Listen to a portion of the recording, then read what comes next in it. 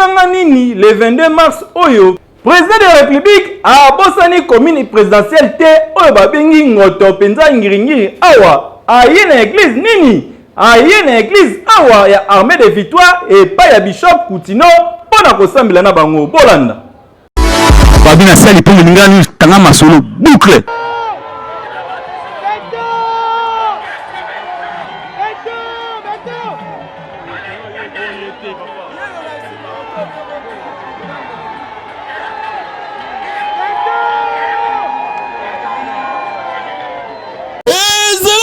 koina lelo penza na armée de victoire oyo balobi ke awe pa bishop Koutino ezalaki ya koina président akiti na ngirikoto pona kolakisa ke penza aye kosambela awa na église bana ya bishop awa penza basepelaki makasi bana sepelaki penza ya komona papa na bango ya komona penza président de la république aye kosambela na bango vraiment ezalaki esengo mingi awawa kutu bamama pe basepelaki mingi bilenge basepelaki komona président de la république Fati Beton aye na kati ya ngirikoto penza ezalaki wana bongo bazangaki liloba te président ya Kasavubu oyo bina IDPS penza moko tobengaka président Patrick Mwinza penza azangaki maloba te alobaki na micro Lingala News.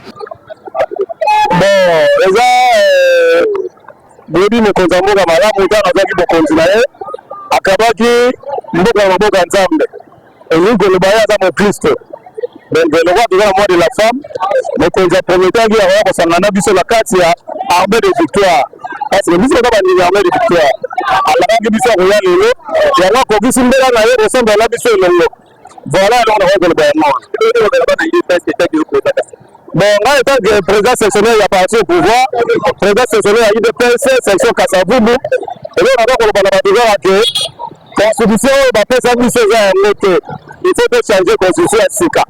Donc, la disposition, ils ont donné à ma belle à 4 et c'est là qu'on a de changer la constitution à Sika.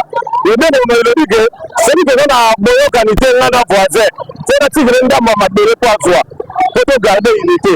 Est-ce que la constitution de la photo tigre, le but est de changer. Donc, voilà, on a le message de la Moko, cap vers le changement de la constitution. Voilà, merci. Bon, pour l'opposition, on va le conseiller changer. Nous sommes en démocratie, c'est leur point de vue, mais c'est la majorité qui prime. Donc, nous souhaitons que la garde déjà, et quand on IDP c'est le pouvoir de changer la constitution. Et comme le temps où IDP a le pouvoir, c'est pour changer la constitution. Même le père fondateur, le père fondateur qui est un Tshisekedi de la Moulunda. Alors, il IDP ce pouvoir, nous allons changer la constitution. Le moment est venu, la constitution doit être changée. Bayaki ebele tala penza ba mama awa ya IDPS penza bayaki ebele bongo penza ba mama oyo ya MLC kutu bazangaki te ba mama MLC balakisaki penza kolakisa mwana na bango papa na bango yaya na bango leki na bango penza kotala président de la République. Bienvenue sur Lingala News Vérité na Vérité Contact, nous sommes là. babina sali pongo ngani tanga masolo boucle